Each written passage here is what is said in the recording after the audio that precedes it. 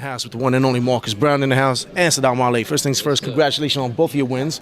I mean, you went pretty much the distance. I mean, this was the first time that you went. What was it, a 6-rounder if I remember? 8-rounder. Look at that, 8-rounder. You had a 10-rounder fight.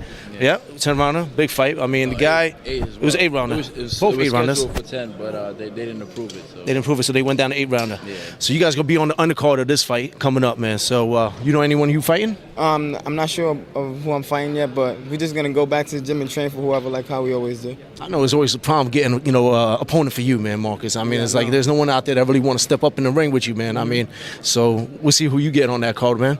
And Sadam, you know who you fighting on this card? Same for me. I never know, but we're trained to fight any style. We adapt to whatever. So regardless if we haven't seen the footage at all, I mean, we've been in the amateurs. Look, Yeah, right. 2012 Olympian, 2008.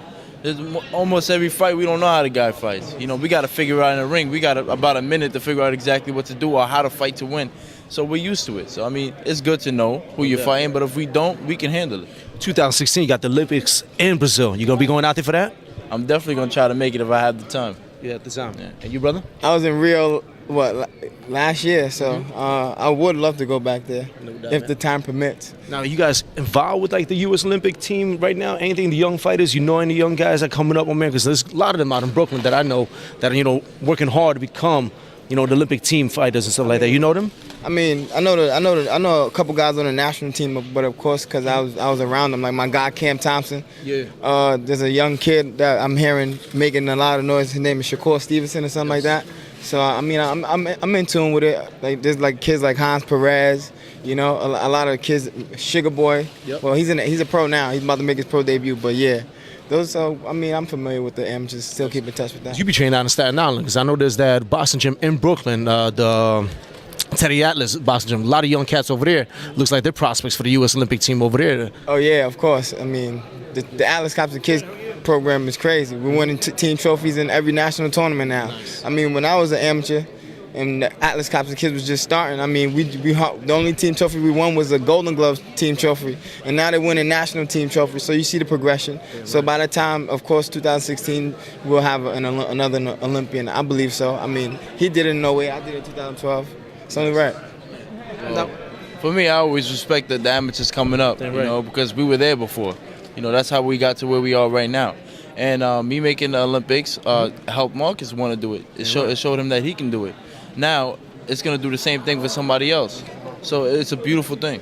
It's a sad thing because I've read a couple articles where there's a lot of promoters out there. They snatching up those young kids, man. These young kids looks like they all want to turn pro. Going for that dream for the U.S. Olympic gold, man. I mean, what do you think about that whole topic? Well, I think if you have the opportunity to get the gold, you get the gold because nothing tops that. That's a beautiful thing. But also people want to turn pro because they want to take it to the next level. And they don't want to bank on winning the gold because sometimes the scoring in the Olympics is not even correct. Yeah. Same thing that happened with me. It really messed me up. So, people are really thinking about turning pro, just taking it straight to the top. What's your topic on that?